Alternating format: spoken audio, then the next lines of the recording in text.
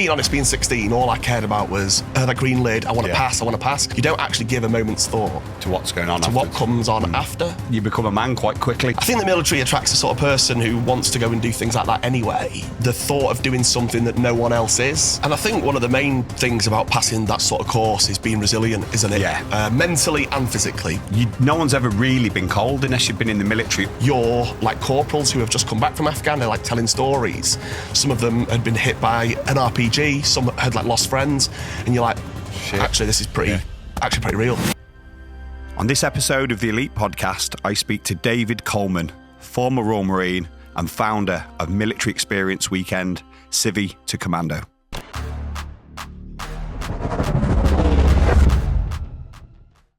Dave, how you doing? Hi Lee, thanks for having me today. Yeah, good to see you, mate. Nice to meet you properly. Mate, absolutely class.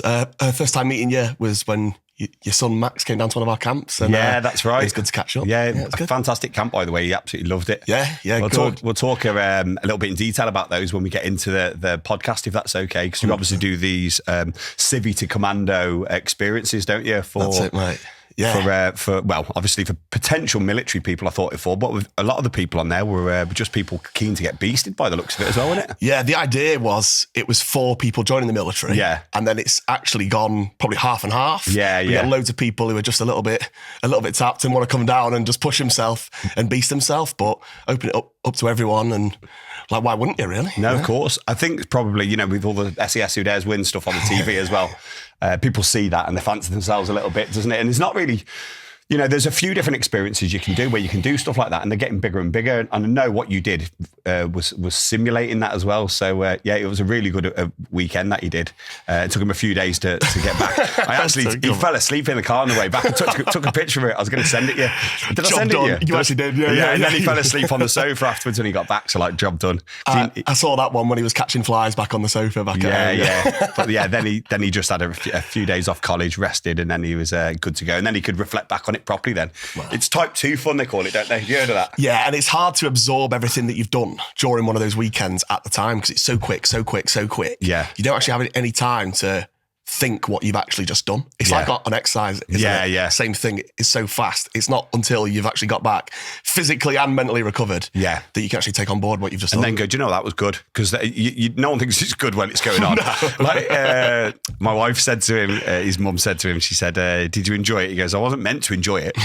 I was meant to survive it. Yeah. So, and then I said, well, have you enjoyed it now you're back and now you've eaten something, you had some sleep in it? Yeah, that was good. Yeah. And that's what it's about, isn't it? Pushing yourself out. Type 2 fun, they call it. Exactly. Type 1's fun is when you enjoy it while you're doing it, and type 2 fun is when you enjoy it afterwards. Which is the main the main form of fun that you have whilst you're military. I was going to say, that's all military is type 2 fun, isn't it? If that sometimes. Apart from during your R&R. Absolutely. Yeah, that's definitely type 1. So, I thought it'd be great to get you down and speak with you today because it's really good to see fellow veterans doing well for themselves and entrepreneurs like you are and what you've put together and your branding. I've been looking at your branding, the experiences you put together and the ethos and values that you deliver is brilliant. I think more stuff like that in the community is only going to be good for everybody, isn't it? And you're a good bloke as well from what I've seen and from what I've heard from people. So I thought it'd be nice to get to know you and meet you properly on the podcast, have a little chat, kind of regress back a little bit to where you grew up and a little bit about your childhood and then just work our way through, if that was right. Yeah, that's awesome, mate. Brilliant. So obviously born like Manchester lad. I was born in Wythenshawe Hospital. Mum and dad weren't really together when I was younger, and I was based between sort of Timperley, like Wythenshawe, different areas, Altrincham, and we moved around quite a lot. Yeah. I'll be honest, I was always quite a chubby kid. I wasn't. Really? I was. Yeah. I wasn't really first pick for anything really. No. I wanted to play football when I was like 7 because everyone from my primary school played football. I went to the football team, which was quite local to us, and they called my dad over and said wouldn't bother bringing him back, really. Really? So that was my football career done and dusted. I bet that still crops its head up in your. You still, they say, if you've been a fat kid, you're always one in your own mind. Do you know what I mean? I still am now, mate. Yeah. But so I moved on playing rugby. Really loved my rugby, and that was where I found was more suited to me. I like the outdoors. I like the the sort of muddy side to it, the aggressive side, the competitive side, all quite linked to the military, really.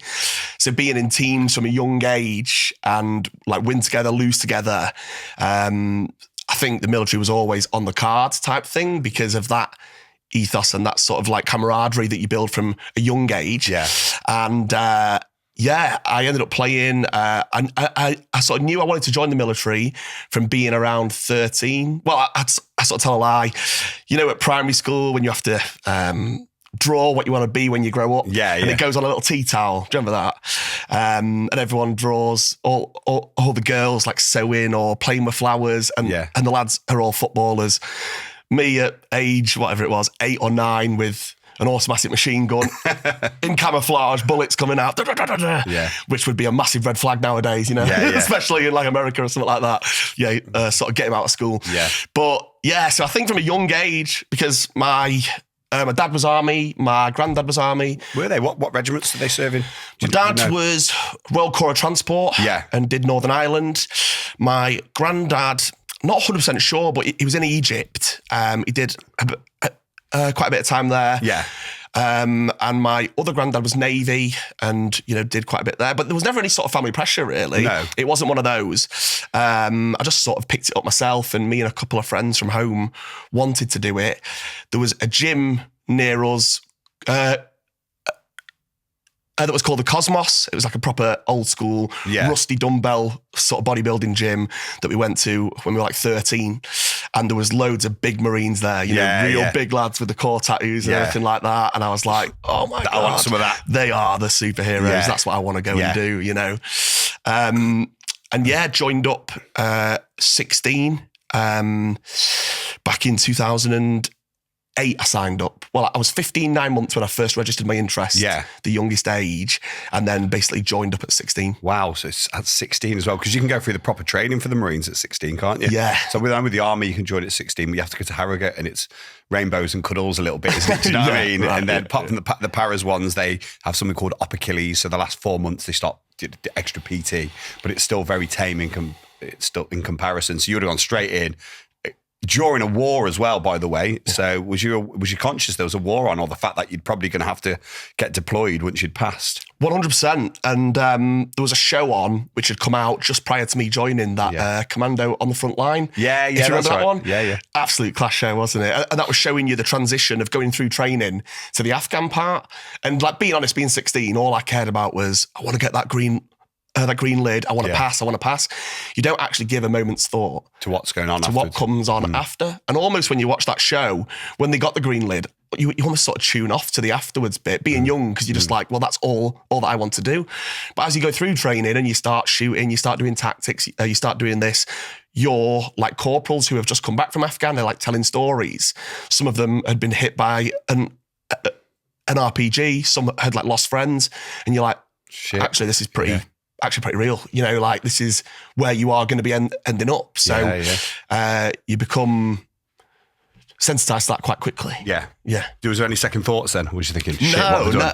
I don't think you do you? You're just so like keen for it and so mad for it that you're like, yeah, great, brilliant, that'll be class. That'll be really exciting. And I think the military attracts a sort of person who wants to go and do things like that anyway, but also the thought of doing something that no one else is, all of your friends from home, all of mine were still at school, still living with a mum and dad and still sort of, on family holidays, whereas we were doing lads holidays at like 16. We were going like a man, weren't you? Yeah, with men, you are. You probably got 25-year-olds that you're equals with and friends with. Yeah. So you grow up pretty quick in that environment. You do, definitely. Don't you have to go commando though? Was there any like safeguarding issues with 16-year-olds being naked in the block with adults or not? Nothing. I think there probably would be now though, wouldn't there? Yeah, there would be now. Yeah. Is that true though? You have to go naked then. They teach that in the first 2 weeks. You're just learning to wash, aren't you? Don't you go in a separate part of the camp in like a separate foundation block? Is that what it is? Do you want to tell us a bit about that? Because it's kind of like if you've ever seen like Full Metal Jacket. Bed. Like just a massive dorm with everyone. Yeah, sort of 60-man room. Flipping out, shock of capture them from that. Is that? Massively, but being honest, I do think playing rugby had helped me a lot. I'd been playing for the men's team since I was about 14, 15, playing with With my dad. I've got a stutter, by the way, so I'm not just twitching on it. Yeah. But I played with him from being a sort of young age, so I'd been around older blokes for a while, and I think that did help because the sort of first day, you get your head shaved and you're taken to the shower, and a fully grown man just sort of strips naked. Yeah, he shows you the way to wash everything. And you see some blokes like, oh my God, like that. But I think from watching the show, I kind of knew that was coming anyway. It's just a bit funny though, isn't it? It was funny, a little bit when you're younger, don't you? Yeah, you just get around it, don't you? But yeah, running around with loads of blokes and all that. And what do you do in the foundation bit then? Is it just ironing? Did you do PT in that section or not? Or is that just? Yeah, or you do some stuff, but it's more just death by iron and folding and inspections. And the most dangerous thing that you touch then is an iron that's hot. You know, you've got more chance of burning your hand than being shot then. You get a lot of people that just jack at that stage and go, oh, this is too much. You actually did? Yeah, I can imagine, because people just think, they look at all the glamorous stuff. I say the glamorous stuff, you know, like the endurance event and the 30 mile and the Tarzan assault course and submerging yourself underwater, and they think, oh, that's cool. I want to do the mud run and and they don't realise that that's like 10% of it, isn't it? Then the other 90% of it's just bullshit, admin, being fucked about and doing shit things that aren't very enjoyable, isn't it? They think this is not what I signed up for. Yeah. This is not what the adverts for like. No. They don't show that bit. But you have to almost earn the right to do the cool stuff, don't you? Yeah, 100%. That is same with the army as well, isn't it? Yeah. You have to, it's once you get into your training and once you get to the end of it and you look back, it's exactly how you think it's going to be, isn't it? You go, do you know what? That's exactly what I thought. Yes. But when you're starting it takes ages to kind of build into it a little bit. I think they've made it, well, they have, because I'm still serving as a reservist now with the recruit training team for the parachute regiment. So, and they've definitely make it more progressive now then, because it's a different, I mean, you joined how many years ago? 16 years ago. I've never been good at maths. Yeah. Like, so it's that's a generation and a bit ago. Right. So they class the generations every 10 years, don't they? So that is a whole, that the young adults are different to what they were then. They were brought up in a slightly different environment during 2015 and onwards, where everything went a bit weird, wasn't it? Yeah. So if you've got a different caliber of younger people, then you need to kind of progress them onto it steadier in a bit more progressive way. Yeah. I believe the Marines are still doing something similar that way as well with bringing them on. Is that right as well? They've brought out an extra 4 weeks at the start of training called the ROP, the recruit orientation phase. Yeah. Okay. And it is pass or fail, but it's like a 4-week induction basically, and to basically rainbows and cuddles a little bit as well, just to ease get you in and to teach you what's going to happen. And I think also one of the things that I've sort of been told was people train themselves to death leading up to it. Overtrain, don't they? And then it starts and builds you up slowly. You're going to lose fitness, aren't you? A bit of that, because it's not loads of phys during that time. It's more an intro and a teach. The whole military is the same as well. But however, commando course is the same. With the parachute regiment, P company is still the same. Yeah. And it's those two very big hurdles that still need to be overcome at some stage, of which develop the mindset and the character of being a Royal Marine or a paratrooper. And that's what separates them from the regular kind of infantry regiments, which is that big task, isn't it? You've got to overcome, and it seems out of your reach, and all the guys that have it are like superhumans, and you kind of, you see the lads who are in week 12 of training when you're at week 1, you're like, oh my God. Gods. Yeah, you're like, how mad is that? You really think of them and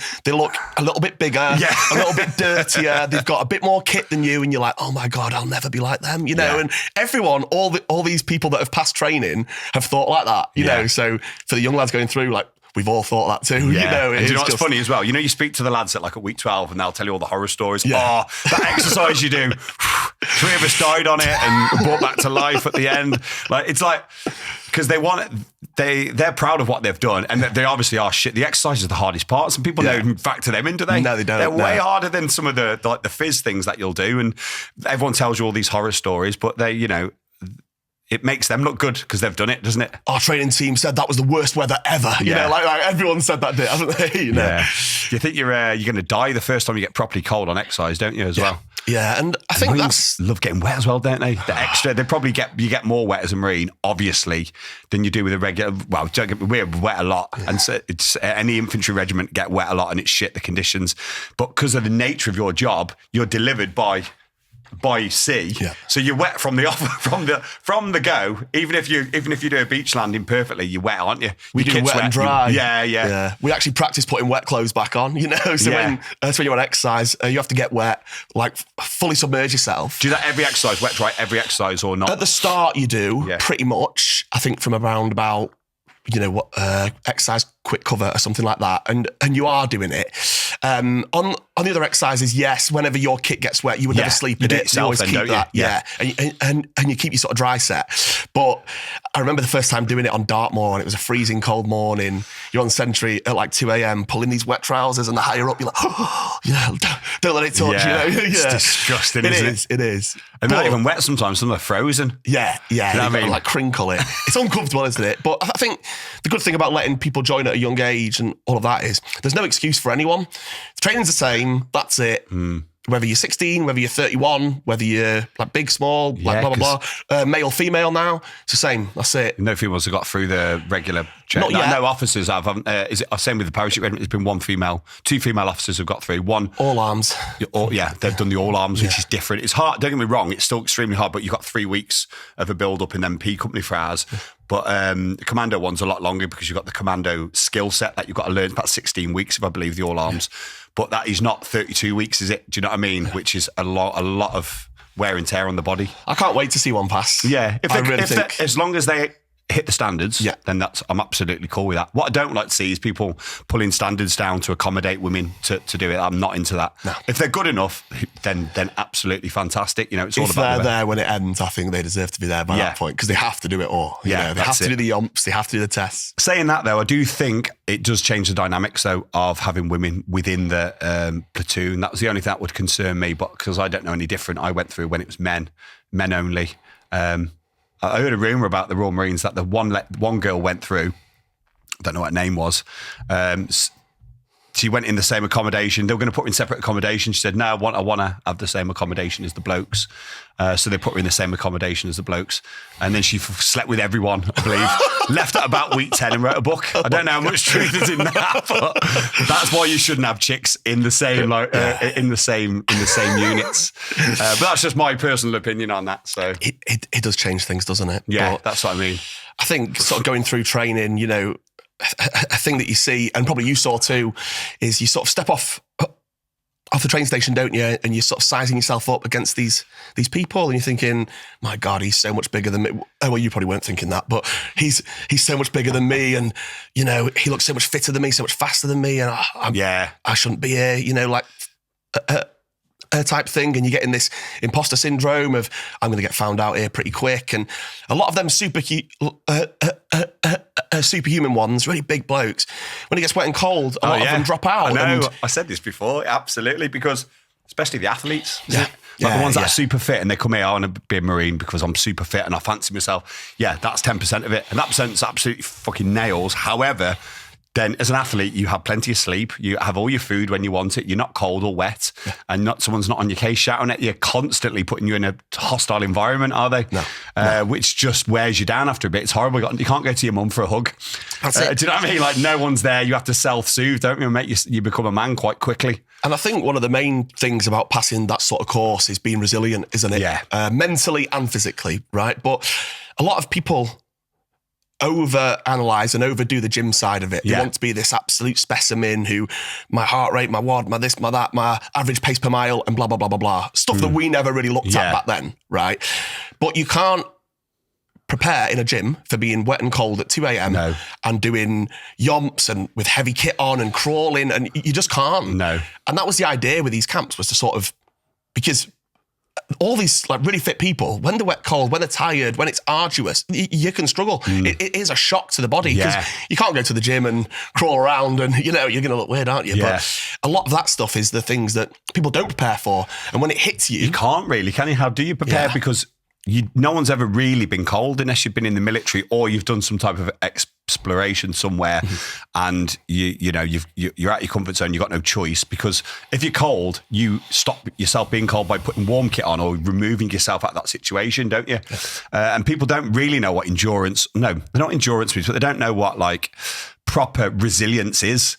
because again, what's resilience? What, a 40-minute training session at the gym, or I've done a CrossFit session, a 2-hour one. It was dead hard. Like, that's 2 hours. Anyone can do anything for 2 hours. If you're on exercise for a week, do you know what I mean? And it's constant pressure, no sleep, and you're doing hard physical tests. It's horrible. It's soul destroying. And this is something that I've said to people, like, you want to eat right prior to training. You want to eat like the right things and make the right choices. But a lot of people who want to calculate their macros and calories to the T, follow it to perfection and get obsessed with it. Well, when you get to Livingston and you're on galley food, on like chicken wings, burgers and chips and beans, eat it dead quick, your mind's going to be like, I'm not going to train well because I'm not on my perfect diet. And when you get rations for a week, well, now what? I have to eat sweets and bars and blah, blah, blah. Like, you have to be adaptable. You have to be able to go, like, I will like look after myself, but at the same time, I have to be able to know that I can still perform when I've not got the luxury of perfect scran down me, because you're never, apart from being on camp, going to have that luxury. No. You don't look like you normally when you're in training, do you? No. You don't want to be that big, do you? No. You want to be like that. When you I did, but it wasn't happening. Was it? I was a bag of scran. You look like that after you pass training, getting your units for a couple of years, and even more so the veterans. They're always the bigger lads, aren't they? Because you haven't got to hold any fitness levels at that point. You can just get massive, which everyone does, don't they? Once they get to the units, you're not doing that same intensity level. You can do a lot of it's your own training, but you do morning fizz and stuff, and you're off on that exercises. But you can control that a bit more then, can't you? You know, you can make your own food. You can look after yourself. You can get to the gym, do some stuff like that, which is good. Like, unit life's good, you know, because you are more of an adult then, aren't you? Yeah. So you went through it at 16 then. So were you sailing through? Was it great, or was you the platoon mong, or what? Like, because you're quite young. That's the younger ones suffer because, like, normally they've not had any life experience at ironing. The mum's literally been doing everything for them since they've left. Did you experience any of that at all? So I'd love to say I was top of the pack here. I would. I wish that I could, but I can't. I'd say I was probably down there. In the bottom percentage, for like, fizz or for the admin? All my bodyweight stuff was strong. My running was all right on a long distance, but I hadn't done any short distance speed work, nothing like that. We didn't have Strava back then. There was nothing. I just run around the field, blah, blah, blah. You know, I didn't train for what we were going to be doing. Was that at the start of it? I'd imagine it's a lot of the faster stuff. A lot of camp circuits, a lot of short sprints. I hadn't done that. I hadn't done it. Then that's dropped towards the end. It's more endurance-based stuff in it and more practical stuff in the exercises. I'd done the cadets, so I thought my admin would be mega squared away. And it wasn't. I could polish boots well and bits and bobs, and I knew the core dates. I could march around, but the folding, I was hanging out the ironing. I was struggling, like, compared to other people that were adults and had been doing that. And I just could not absorb the information as easily as some people. I struggle in, like, classroom and environments, being honest. And I just constantly found myself being picked up, failing this and that, and inspections. I made it through training first time on the sheer will of just, I'm not going to give up, really. Yeah, that's brilliant, though. That's what you need, isn't it? You know? And I sort of say that to people. You can be not the fittest. You want to be, but you can get through on that sheer will. And that's why I prepare people differently to the way I did, because I made it so hard for myself. But I think every exercise you do, inspections in the morning, stood by your poncho. Checking that you've shaved. I already knew where I was going. Every time I got flanked, like every time. Up the hill. Every single time. I think I was like one of the few people who was like, every exercise was just flanked. Again, that's personal admin. You're 16. That's difficult. You've like, if you're a 25-year-old man and you've been living with a woman, or you might have a kid or something, your admin's going to be totally jacked up. Yourself reliant, aren't you? You can do stuff yourself, but 16-year-olds done. I was quite fortunate that I'd got paired up with a lad who was our section commander, whether that was a young lad with old lad, and he helped me a lot, like, being honest. Oh, that was good. A sort of buddy system, but that still wasn't enough. I was still struggling, right? So, I hung on for dear life, made it through the sheer will, but my corporal called me into his office one day, and it sounds like a bit of a sort of cheesy story, and it is, but it happened. And he said, like, you're struggling a lot, aren't you? You know, and I don't know whether he sort of called me in being young, and I was like, I am struggling. I'm not a natural learner. I'm not a natural soldier, but I want to be here. I'd say more than anyone, I really want to be here. I'm so keen for it. I want to be here. And he was like, all right, get out. But after that, he didn't look after me, but I think he saw He just wanted to find out if you're serious or not. Yeah. And I did want it. I really wanted it. And And you won't make it through if you don't. No, there's no way. No. There's no way you're going to get found out. If you're doing it for the wrong reasons, Yeah. you ain't going to get through, are you? Because you have a lot of time to contemplate. Do you know what I mean? But I think what helped with being flanked with like failing every single time, and I didn't think about this until really recently when I was sort of telling the story, was I was dealing with a setback every week, every day, you know, of being put back, of failing, of not being good enough and having to come back and having to come back and having to come back. And then always being more fatigued than everyone else, you know. And when these really good lads who never failed got one thing like bad, they were like, what, me? Yeah. I'm always perfect and blah, blah, Yeah, blah. and they couldn't hand it. The heads I was melt. like, I know where I'm going. You know, like Yeah. I am used to it here. Like, Very good observation that is, because I find that with fighters as well. I've trained people. You get some of the naturals that just start winning straight away. And then you get the ones that lose for years and years. They just keep losing every time, first fight. And then all of a sudden they start to win. And then they've built a real base level of like resilience. So when they do lose, they're able to learn from it and move on. And the ones that have always won, when they lose, they've like left and gave up straight away. So there's no real resilience. So resilience is different to natural ability, isn't it? And just someone that's maybe been a bit lucky and on the winning side of stuff. You're practiced and experienced in dealing with setbacks. Yeah.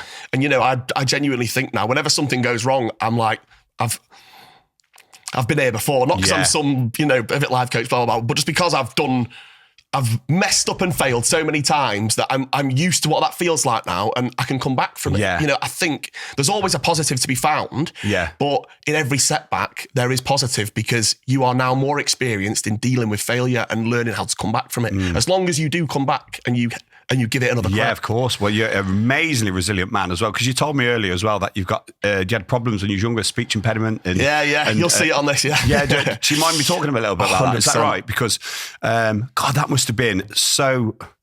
Like, growing up, you said you were a bit chubby, you had a speech impediment, flipping out, and then you joined the Marines and you were at the bottom of the pack. So I can just imagine your self-esteem must have been at fucking rock bottom for a long time. And then to finally break through, look at you now, you're a man mountain, you're a successful entrepreneur and obviously a former Royal Marine Commando. Did you say a life coach as well? No. But you kind of are anyway, really, aren't you? Officially or unofficially with what you do. That's exactly what you are, whether you like it or not, isn't it? With what you teach on your courses. Yeah. So was you aware of that at the time? Did you feel like insecurities and like have to prove something to yourself or someone else or? No, but looking back now, it's obvious that was. But I think being that young, you're not conscious of it yourself at the time. You're not conscious of any of that, and you're just more about survive, make it through, you know. And I wasn't pulling birds for a long time. I was struggling, you know. So I think my stammer happened when I was younger. I was really good at reading, and I got asked, like, I was reading books years ahead of me at school. I'm not, you know, I'm not some super genius, but I was good at that. And I got asked to read in front of the whole school in an assembly when I was like, 9 or 10. Did you have a stammer at that point? No. And I stood up to read. In fact, it would have been younger because it was Peter Rabbit, the book. It still scars me to this day. God, yeah. Stood up to read it, and it just happened. I stammered, I stuttered, the whole school laughed. And it was like the wind changed. I was stuck then. Shit. And I said, if you're scared of spiders, like how often do you see one? Once every 2 weeks, something like that. Imagine being scared of talking. And if you like talking, that's thousands of times per day. And it is a fear. You get scared to open your mouth because in the register at school, it's coming round, it's like A's, B's, C's, and like D's coming up, and I'm sat like this going, oh God, I don't want to look stupid, and I'm panicking, and chest is tight, sweaty. You don't know this back then being young, but it's anxiety. It's like, it's panic, and the more you panic about it, the worse that it gets. You're more scared of talking. You get asked to read in front of everyone. You get asked to stand up and do this. It's horrendous. And it just gets worse and worse. And I think with that comes anxiety too. Join the Marines, and when you have to report to your corps, I bet that was totally ignored and no one said anything about it. You must have got ripped for that. Like, do you know what? It helped. It made it more lighthearted and you just laugh it off. Yeah, because there was always this awkward elephant in the room when I was talking at school. You know, like everyone was like, oh, all right, yeah. Like sort of didn't know where to look. And then this corporal went, what the fuck was that? He was like, get out front, read to me till I'm done laughing, and you're just like, oh God. And everyone laughs at first. And then a few weeks down the line, the lads don't laugh no more. No. And you're like, oh, that's good. That's nice. You felt like properly accepted. Yeah. And it had its profs. I didn't have to carry a radio on exercise because there was no need, So But yeah, my nickname was Mumbles going through the Corps. I think some of my best friends didn't actually know my name. And it's always been bad still. I was scared to answer the phone. I would just text people and say signal's bad. I would always decline calls off friends, everyone. And then when I started this and I was coaching people. The Civvy to Commando? Yeah. I was coaching people and I was like, I'm setting a bad example by hiding my fear to these people. But I didn't want to look like, I thought they would think I would be a bad coach because I was stammering and seeming weak or blah, blah, blah. But I said, I'm going to voice note you. I've got a stammer just to let you know. And I started doing it. And I was voice noting, say, 20 people, 30 people per day, 5 times per day.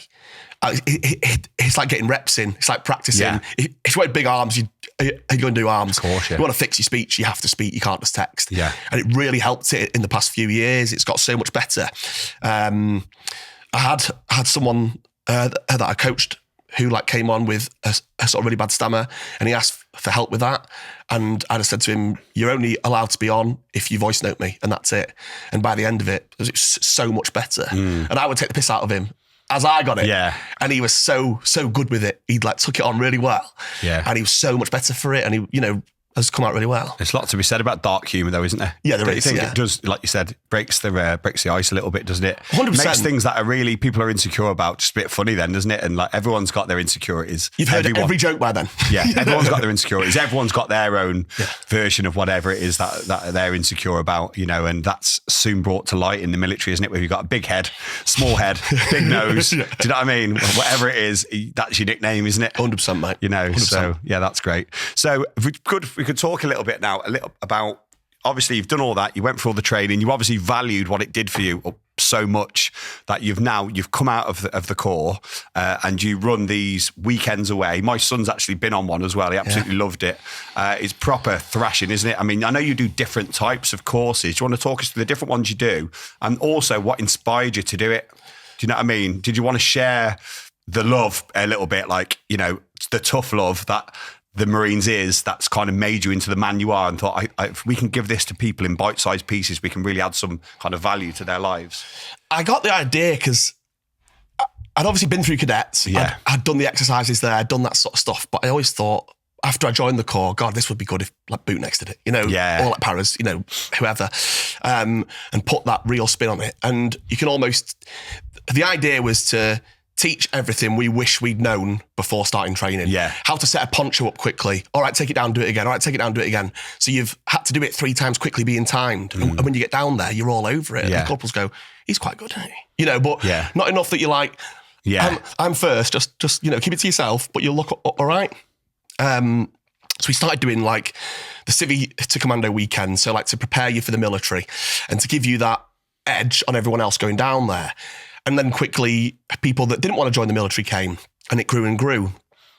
And then we started having a lot of people who weren't fit asking to come, because that one is quite arduous. It's not just being flogged for 3 days straight. That one's you have to be fit to be on that one, don't you? Yeah. The one. What's the one he did? That one. Yeah. What was that called? What's the name of it? The Civvy to Commando weekend. Is that's called, is that your core one? That's the main one we do. One. Yeah. Is that the original one that you started? And That's then it. From that, you've done like little niche ones extra. Like you got a survival one, haven't you? Yeah, survival weekend. So one of our problems was we were having lots of people that were keen but weren't fit. So we're like, how can we make a camp that's still interesting but not about the fizz? So some of our instructors are really, really good. You've got like mountain leaders on there. Yeah, that's so amazing. Royal Marines mountain leaders. Some of the best in the world, aren't they? The mountain Very leaders, good. there's no one better in the world at what they do when it comes to survival and being in the mountains. Do you know what I mean? You have to know. If you're not military, you might not know who they are, though. No. So do you want to say a little bit what mountain leaders are? So the mountain leaders are like the elite within the elite. So I think I'd have to check the numbers, but there's about 200 of them within the Marines. And there's about 6,000 Marines. Is there something like that? Yeah. It's the hardest course we have, arguably harder than Special Forces selection, people say. In what ways? It's just more physically honking is the idea, I think. They do so many very long yomps, very long survival phases, everything like that. And they do become the experts in Arctic survival, reconnaissance. They're the worst places to be on. The mountains and in the Arctic are two of the worst places to be, aren't they? Do you know what I mean? I mean, the jungle's pretty honking as well, obviously, but you know what I mean? They're just nails places to be, and you need to be an expert, don't you, to survive? And that's it. With the first camp, I had this weird thing in my mind that because it was my company, I had to teach everything, and it's completely wrong for business. And I'm sure a lot of people trip up with this, but I felt like I wouldn't be doing my job right if I wasn't. So it was kind of like, from 10 till 12, you're with me here. And then from 12 to 1, you're with me, but there. And then from 1 till 2, you're with me here. Yeah. And it was just, this is and ridiculous. Exhausting. Yeah, it is. And then you start to think, I could bring in someone a lot better than me at that and let them do their thing. You know, there's no point having... They loved it as well, because blokes love to do this type of stuff, don't they? 100%. I mean, I rocked up to drop my son off. I was trying to stay out of the way as well, because I didn't want to, he's a man and he's got to deal with it himself. Yeah. And I pulled in and had to deal with the situation on my phone, it was. And then I saw you walk past. You had the green beret. There's one parrot with the maroon beret on. It's you with the big guns strutting through like that. But yeah, that's a great way to start. Did you get straight on him as well? Shock of capture train station. Yeah. I don't want to spoil it, but when they get to the train station, it is like all systems go from then. Right, like what are you doing? You're messing around. 20 press ups, go. Blah blah blah, and really set the tone from the first moment of being there.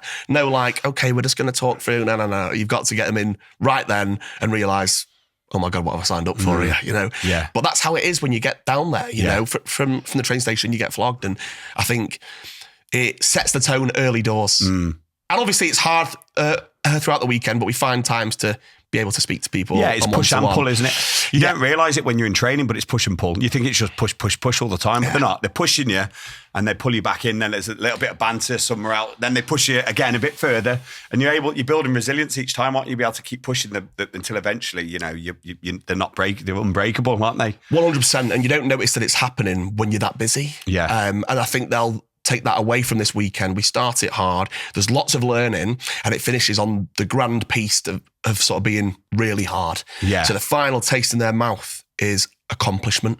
Yeah. And then we obviously socialise with them. Yeah, a few Guinnesses in the beer garden, wasn't it? Well, it was a lovely sunny day as well. Lovely sunny day, beautiful, really nice finish. And everyone goes home. Yeah. Accomplished, teamwork, everyone feeling good. And they can really sort of look back and think, I've really done something here. Yeah. And I feel a lot more confident about going down now because I've put myself through that. Yeah. The survival weekend is a lot more survival skills and bushcraft and sort of making shelters, fires, traps, food. That sounds really good fun though, It's doesn't it? really cool. Yeah. The place we have is absolutely brilliant. We've started doing mountaineering weekends.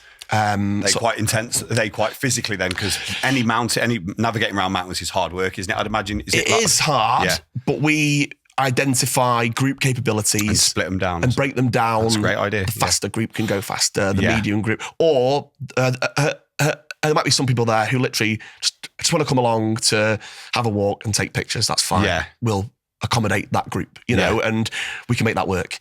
The mountaineering ones were great. We've got another one coming up in Scotland, which is cool. And great place to do it though, isn't it? Flipping out Scotland. Yeah.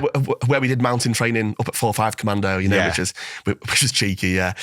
And then we've started one called Hell Weekend, which is a 24-hour just fizz, flogging. Non-stop, no sleep. Non-stop, yeah. Not much sleep. Your phones get taken off you, your watches get taken off you, you don't know the time, you don't know what's coming next. If you quit, we'll drop you to the train station. Yes. That one's a pass or fail one. If you want to. Do you get many people that give up on that we'll one? We'll see. Yeah. Have you not done it yet? No, this is going to be the first one. That's good. Yeah. Which is really going hard on him as well. Have you had many take-ups on that one? Yeah. We've quite large numbers for that one, being honest. Brilliant. Yeah. So do you get a lot of repeat people coming back to do different experiences? Yeah. How do you market it? And to who? So we've always gone... As a business, I've always gone quite hard on the photos and the videos. Yeah. I've spent a lot on putting back into it to make it look great and to show what it's like, because there's only so much you can do. Like, I hate recording myself doing videos, being honest. So there's so much we can talk about for it. But I think the best way to encapsulate it is in a cool sort of video, photos, get it stuck in, and people can see what it's going to be like. But we target military people. We also target people that just want to have a go. Do you get a lot of veterans that come on it as well that got that itch still, want to kind of get back in it? I have had, which is crazy. And like, being honest, you think, they're going to come along and poke holes and blah, blah, blah. No, but they aren't. They help people. They're not normally like that. No. Especially they're a bit lost, aren't they? Somebody come out and they love it, the brotherhood. I know we come from the parachute regiment and the Royal Marines are known for having a particularly strong bond, aren't they, with their own cause and their own regiment. But I mean, anyone in any military's had their experiences. You're part of the group, aren't you? The part of the brother or sisterhood. And once you leave that, it's you miss it. Yeah, but 100%. luckily for yourself, you've kept that going, haven't you? That's the thing. I was saying this the other day. Someone said, "Do you miss the military?" And I was like, being honest, no, because I did everything I wanted to do. But I do miss the lads.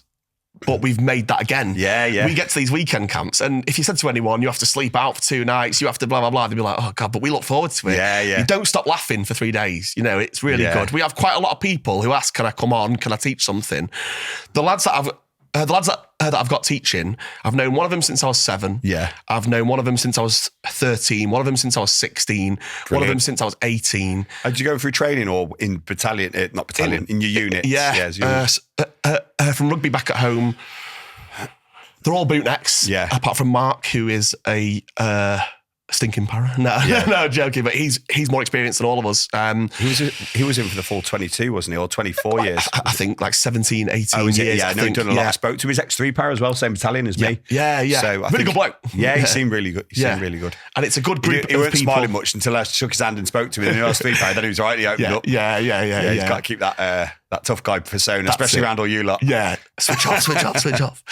And it's been really good for that sense. We've kept a really good group, good. It's got like a family feel, and everyone loves being there, which is great. And it's a weekend with the lads, isn't it? It I'd is. rather do that than go out on the piss to flipping IBs or something. Do you know what I mean? That's it, mate. Yeah. And like 3 of us have got kids coming very soon. Yeah. And we're saying we're going to get more sleep on these exercises than we are back at home. So everyone's looking forward to more of them coming up to get some decent kit. But the team we've built's good. The camps are great. They're like feel good factor.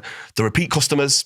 We did an invite only camp for people that had done like sort of 3 or more. We've had some people that have done all of them. Some people that have done 5, 4. Some of them use it as their yearly reunion, who all met on a camp and things like that. Do you get like stag do's or anything going on? That's another audience, isn't it? It's something a bit different. It was an idea we had. Yeah. But a lot of... And take them on the piss after. That's it. But a lot of them want to be on it during it, don't they? It's a little bit hazy with insurance. Well, maybe you could do like a 24-hour thing first and then go on there. You could do that because you'd have a whole group, wouldn't you, for the experience? And you don't charge the world. You're really reasonable as well, I noticed, with what you charge, especially for the calibre of people that you've got there. So, anyone who's remotely interested in stuff, I'd say get yourself on it. It's absolutely brilliant. Nothing but, good feedback from my son. I saw you hosing him down on one of them. I thought that's proper, what's it called? The US Navy SEALs. Navy SEALs, yeah. Or do you get hosed down in the Marines, or is that not Well, you have to go to a sort of river or like a sort of pool and like get dunked in it. Yeah. But if you're waking them up during the night, like sort of pitch black, don't really want to be taking them down country lanes. No, you don't want to be losing them in a river, do you? What's the best thing that we can do? Like sort of nearest thing. You're not going to drown on a fire hose, No, but that, like during the night, lots of rivers during the weekend, getting them wet, getting them dunked, and everything like that. But like, it's a good feeling when you're in it together. Yeah. And they start doing teamwork, team building in the water when it's hard, when it's not comfortable. And they all get in a little bit like, oh, God. And then by the end, they're like, up, down. And they're working together as a team. And it's class. Once they get amongst it and they get stuck in, it is great. It's good to watch for us. And they just see us serious shouting. Yeah. And when we get them running off, we're all like sort of laughing, giggling to ourselves, going, yeah, of course. He's doing well, isn't he? And, they only see one side, but with opening it up to like stag do's, we're opening it up to sports clubs now. Yeah. We've had like football and rugby teams message us asking if we can do a sort of pre-season thing for them. That's really good for bonding and bringing them together as a group, and also corporate stuff. Yeah. So I see you're really active. I see you on your social media. You're always presenting to colleges, universities or stuff like that, aren't you? So schools how and things, do you do that as a standalone, do you, to give something like a value to them? Or is it mainly to recruit, or a bit of both? No, I sort of, ironically, with my stammer, do talks and go around doing talks to schools, to like corporates and things like that, sharing like talks on like mindset, resilience, mental health and things like that. You know, with your stammer as well, that's really good. I think I wouldn't even disguise or hide that. I'd actually celebrate it a little bit. Yeah. Do you or not? Or is it still something? No, yeah. Because I always try and make a joke early so they know it's not awkward, right? Because that can be an awkward thing if you're like, oh God, how will he take it? You have to laugh it off quick. Yeah. Especially when you stood up in front of 300 kids, you know. Yeah. They'll soon figure that out. And if you don't point it out to them yourself, they're going to pick up on it, I suppose. And I think just doing talks on resilience, mental health, a lot of the things that are prevalent for schools right now and for the younger generation to learn about from someone who's maybe not a teacher and someone who they look at and go, I can resonate with that person actually. He came to this school, he's speaking, like giving this message now. And and for corporates too, it's nice. It's nice to go and talk and to get everything off. It's almost like therapeutic to you. Yeah, bet it is. And it's doing something that you never thought you could do. I was scared to answer my name in the register and then to stand up in front of hundreds. Now your job is speaking in public. Which is cool. It's mad. It's scary to even say. Well, that is the ultimate resilience really, isn't it? If you think about it. Do you know what I mean? Someone that was embarrassed to speak and didn't want to and was fearful of it, and now you do it for a living and teaching other people to overcome any fears they've got, because their fears are going to pale into insignificance to anything you might have faced. Yeah.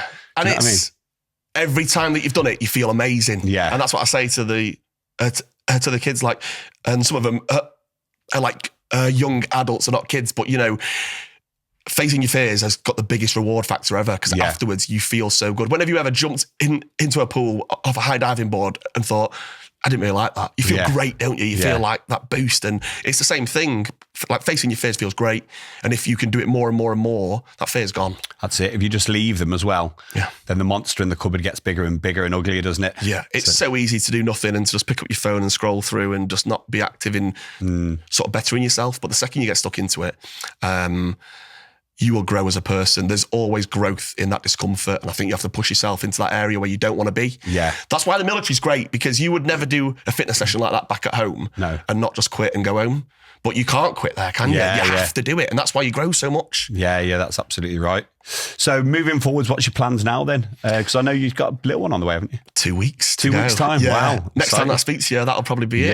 Yeah. Daddy daycare. Do you know if it's a boy or girl yet? No surprise. The only surprise that I've ever wanted to have, really. I obviously want a boy, right? Yeah, of course. But I said that I want it to be a surprise, because on the day, whatever happens, it'll be amazing. And I think it'll make the day even more special. Of course it will. Whatever it is, you're going to be happy either way, aren't you? And it's going to be perfect. As, you know. Already had the first Civvy to Commando baby grow come from one of the lads. Great.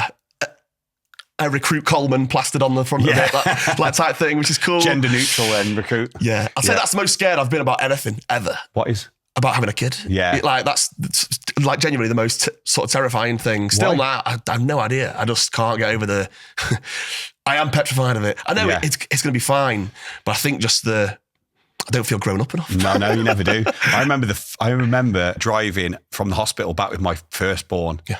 And feeling vulnerable. Thought, who's letting me drive this car with this baby in there and allowing it? I felt so vulnerable. Like, someone pull me over. It's bad enough, like navigating the world and keeping yourself safe. And I thought I'm responsible for something else, which is more valuable and important than I am. Yeah. So it does make you feel quite vulnerable when you've got a kid. That's the only thing, but it's also the best thing you'll ever get. That's good. Best thing and the worst thing, isn't it? Because you got that vulnerability in something that's now more important than you are.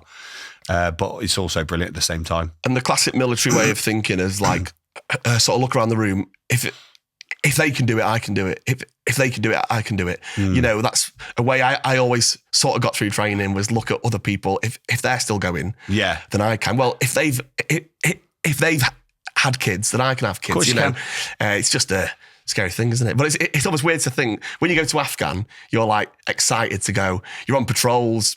There's like whatever happening and you're like, like great. And then a kid's coming and you're like, oh my God, you know, it's weird, isn't it? That you feel more at home doing something like that. Absolutely. Than something so natural. So moving forwards with your Civvy to Commando then. So is there anyone else that's doing stuff similar to you in the UK to the level that you are with the kind of the Marines experience? I'd have to have a look round. Yeah, but not that I'm aware of. There isn't. Do you know what I mean? So, you know, the plan is keep growing, or what is it? Add more weekends in, because you're doing this full time, or I still work full time. Wow. Yeah, at the same time, which is what makes it so hard.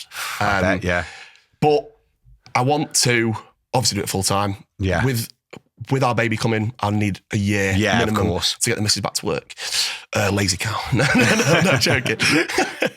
But yes, I want to. There's a few things lined up that I don't want to jinx. So yeah, of course. But if these things happen, it could be 100% a way to step away from it, you know, and to do this full time. But I love it. The corporate side of it, I want to grow more. I want to go around doing talks. I want to get around all of the schools. But the actual camps, I'd love to get it to a point where my job's doing camps. Yeah. Every weekend. Sure you know. If you're doing this already, and remember, every person has only got a certain amount of energy, enthusiasm and time. Yeah. So if you're already doing this in your spare time with a full-time job, I can guarantee once that job is gone and 100% of your time is going into this, you'll easily replace anything that you've got with the full-time work. And that's it. Last year, we put on one camp to see what happened, to see whether anyone would come. And then by the end of 2023, we'd done 4 camps. And then by January this year, we'd sold more tickets than all of last year combined. Wow. Yeah, building momentum in the first month, you know. So we've already done nearly double the amount sold this out year. Straight away, weren't you? Someone had to drop off in order for him to and get last on. year was 20 camps, 20 people. This year's like 32 people, Oh, wow. you know, like making them bigger, growing. capacity to put them in. That's it. And I want it to just keep on going that way.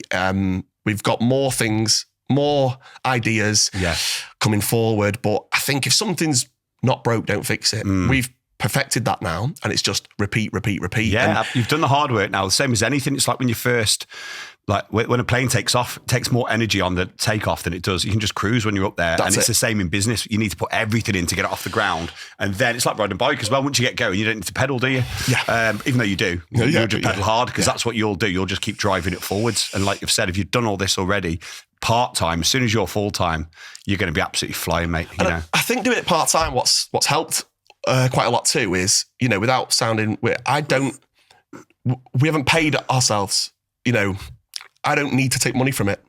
So I can reinvest back in kit, back in this, back in that, back in like better stuff, back in marketing, and to grow it better because I've still got that job. If I was reliant on that, I'd have to be a lot more conservative, but I can take gambles, I can take risks, and I can put it back in to sort of get more kit, a big container with our logo on it, a blah, blah, blah, you know, all this stuff. And we started with 0. Yeah. And I didn't put a single penny into it, and everything that's happened has come from it. Oh, so it's paid for itself. That's the best type of business, isn't it? Yeah. So you can, what you need is a base camp, isn't it, really? Of some sort where you can storage, you can have everything from there. That's what we've made now. Have you got even a bunk, even somewhere to house people in the accommodation overnight or whatever? Yeah, that'd be cool. That would be cool. We've got ideas and plans for what we want to do to grow that side of it and things like that. But if it can get to a point where we can be knocking these out consistently and doing kids ones and doing things like that, you know, I think there's no end, because especially in other countries, in hotter countries where people love this sort of thing, I'd love to go back to Australia. Well, the Royal Marines are a brand and they're known all around the world as well. So you can play on that brand, absolutely, and deliver an experience that they're expecting. That's it. And I think a lot of... We get mixed feedback from people that are in the military. And when I say mixed, I say most of them don't like it, to be honest. Don't they? Yeah. No. So people that can look past it and go, I'm happy to see him doing well, and they see the bigger picture. It's a business and it helps people. It's not for them, though. And it's exactly. I'm not selling to them. But you would have wanted that before joining. I would have loved it. Yeah. Right. That's why I put my son on it. But a lot of people see it and go, blah, blah, blah. I would do it better and all this. And like, I honestly challenge anyone to go and have a go, because the admin and things like that come behind it, the hard work, the late nights, I want to close this down and just stop and just blah, blah, blah. You know, the self-doubt and everything like that is horrendous. And I think that what I've learned with business, similar to the military, is you just got to keep going. Just keep on going. Don't quit. And it will all come together one day. Learn from your mistakes, test and adjust, keep moving forwards. When the first person signed up, I thought that was a one-time fluke. No one will ever do it again. And we spent the money on a Chinese to celebrate, because we thought that's it. And then it's just obviously grown and grown and grown with hundreds of people come through and people coming back and building that community, which is nice. And we've met you meet some amazing people. Great for networking. 100%. We gave the watch the top prize for for our camps, these night watches, and we gave it to a lad on the last camp, 17-year addiction, now sober. He's like done this camp to help to change his life in a better direction. His dad had a heart attack on the Saturday night during the camp, but he stayed to see it out because he didn't want to let his dad down, and he smashed it. He came top of everything, clear leader. Wow. You like gave it him, and you could see that meant everything to him. It's like a beret to him. 100%. That will mean as much relative because he's too old to join now, and he's never had anything like that. And he probably had so much negative going on in his life. Yeah. Sometimes addicts as well. We've got similar personality traits to a lot of elite forces. Do you know what I mean? Because we're all kind of addicted to stuff, aren't we? But we put it into something positive normally. Energy in the wrong place. Yeah, it's the same energy and intensity, and they've just put it in the wrong areas, haven't they? And, it's nice. A different door opened when they were 16. Their life would have been different, which is, it just shows. But you meet people like that who are just unbelievable. You just think, wow, you are great. And you wouldn't have met them otherwise, which is nice. Yeah, it's absolutely brilliant, mate. Positive impact. Yeah, well, great stuff. Well, listen, it's been absolutely brilliant speaking to you. Really nice to have met you properly and had a good chat.